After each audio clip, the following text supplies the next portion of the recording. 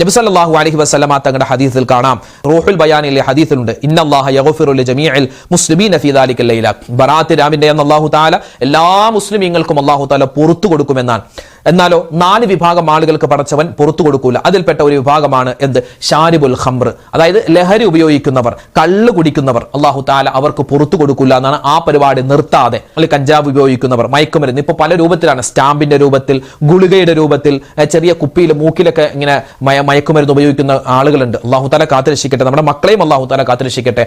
അയാളിലും അല്ലാഹു തആല ബർക്കത്ത് കൊടുക്കൂല, അയാളെയും അല്ലാഹു തആല സ്വീകരിക്കൂല, അയാളുള്ള വീട്ടിലും അല്ലാഹു തആല അള്ളാന്റെ റഹ്മത്തിന്റെ മലക്കൾ വരൂല എന്നാണ്. അതുകൊണ്ട് എന്റെ ഉമ്മമാരൊക്കെ പ്രത്യേകം ശ്രദ്ധിച്ച് നല്ലവണ്ണം ദ്വാരന്ന് നല്ലവണ്ണം കരുതിയിരിക്കുക. നമ്മുടെ ഭർത്താവ്, നമ്മുടെ മക്കളൊക്കെ അത്തരത്തിൽ ഏതെങ്കിലും ഒരു ദുസ്വഭാവത്തിലാണെങ്കിൽ അവരെ പറഞ്ഞ് നമ്മൾ തിരുത്തിപ്പിക്കുക.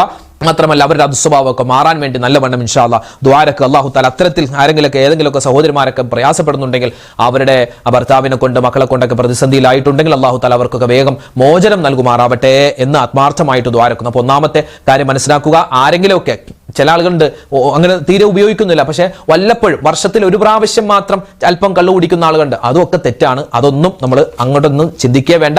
ആ കാര്യങ്ങളൊക്കെ എന്തെങ്കിലും ചെയ്യുന്നുണ്ടെങ്കിൽ അത് മാറ്റിവെച്ച് തൗബ ചെയ്യാതെ നമ്മുടെ അമലുകൾ അല്ലാഹു തആല കബൂലാക്കൂല.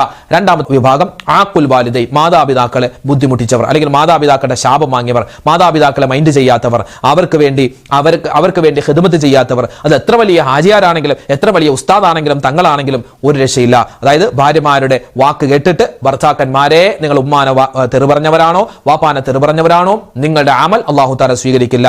മാത്രമല്ല ഈ ഭാര്യയുടെ ഉമ്മയും വാപ്പയുണ്ടല്ലോ, അതുമൊക്കെ നമ്മുടെ സ്വന്തം ഉമ്മായും വാപ്പായും പോലെ അവരോടും നമ്മൾ മാന്യമായിട്ട് പെരുമാറണം. ആ കാര്യം പുരുഷന്മാരെ പ്രത്യേകം ശ്രദ്ധിക്കുക. ഉമ്മാനെയും വാപ്പാനെയൊക്കെ ബുദ്ധിമുട്ടിച്ചാൽ അല്ലാഹു തആല ആഖിറത്തിലേക്ക് മാത്രമല്ല ദുനിയാവിൽ തന്നെ പടച്ചോൻ ശിക്ഷ കൊടുക്കുമെന്നാണ്. ഒന്നാമത്തേത് മോശപ്പെട്ട മരണമായിരിക്കും. 2 ആയുസ് അല്ലാഹു തആല ചുരുക്കിക്കളയും എന്ന് പറഞ്ഞാൽ അവൻ ചെയ്യുന്ന ഒരു കാര്യത്തിലും ഒരു ബറക്കത്തും ഉണ്ടാവൂല. മൂന്നാമത്തെ കാര്യം, അവരെ ബുദ്ധിമുട്ടിക്കുന്ന മക്കളെ അല്ലാഹു തആല കൊടുക്കുമെന്നാണ്. പിന്നെയോ മറ്റൊരു വിഭാഗമാണ് എന്ത്? ഖാത്തുഉർ റഹം, പിണങ്ങിക്കഴിയുന്ന ആളുകൾ. ഞാൻ നേരത്തെ പറഞ്ഞതുപോലെ സഹോദരി സഹോദരന്മാർ, മാതാപിതാക്കൾ, മക്കൾ, അതുപോലെ തന്നെ മൂത്താപ്പ, കൊച്ചാപ്പ, അനിയന്മാര്, ജ്യേഷ്ഠന്മാര്, ഇങ്ങനെ പിണങ്ങിക്കഴിയുന്ന ഒരുപാട് വിഭാഗമാണ്. ഭാര്യ ഭർത്താക്കന്മാരൊക്കെ പിണങ്ങിക്കഴിയുന്നവരുണ്ടാകും. അവരോടൊക്കെ ഒരു സലാം പറഞ്ഞ് ഒരു പൊരുത്തപ്പെടിപ്പിക്കുക. ബറാഅത്ത് രാവാണ് വരുന്നത്, അതുകൊണ്ട് ഒന്ന് പൊരുത്തപ്പെട്ടേക്കുക. ഞാൻ എല്ലാം പൊരുത്തപ്പെട്ടു തന്നു, എന്റെ ഭാഗത്ത് ഒരു പ്രശ്നം ഉണ്ടാവൂല, അതുകൊണ്ട് നിങ്ങളൊക്കെ പൊരുത്തപ്പെട്ടേക്കുക. നല്ലവനെ ഇബാദത്ത് ചെയ്യേണ്ടത്, നമ്മളൊക്കെ ദുആ അല്ലാഹു തആല സ്വീകരിക്കേണ്ടതല്ലേ, അതുകൊണ്ട് പൊരുത്തപ്പെട്ടേക്കുക. എന്തെങ്കിലും പറഞ്ഞിട്ടുണ്ടെങ്കിൽ മനസ്സിൽ വെക്കരുത് എന്നൊക്കെ പറഞ്ഞ് നമ്മളങ്ങോട്ട് പൊരുത്തം ചോദിച്ചേക്കുക. അവരിങ്ങോട്ട് എന്തെങ്കിലും പറയട്ടെ, കുറ്റം പറയട്ടെ, എന്തും ചെയ്യട്ടെ, അത് നമ്മുടെ വിഷയമല്ല. നമ്മുടെ ഭാഗം നമ്മൾ ക്ലിയർ ആക്കുക കേട്ടോ. ആ കാര്യം പ്രത്യേകം ശ്രദ്ധിക്കേണ്ടതുണ്ട്.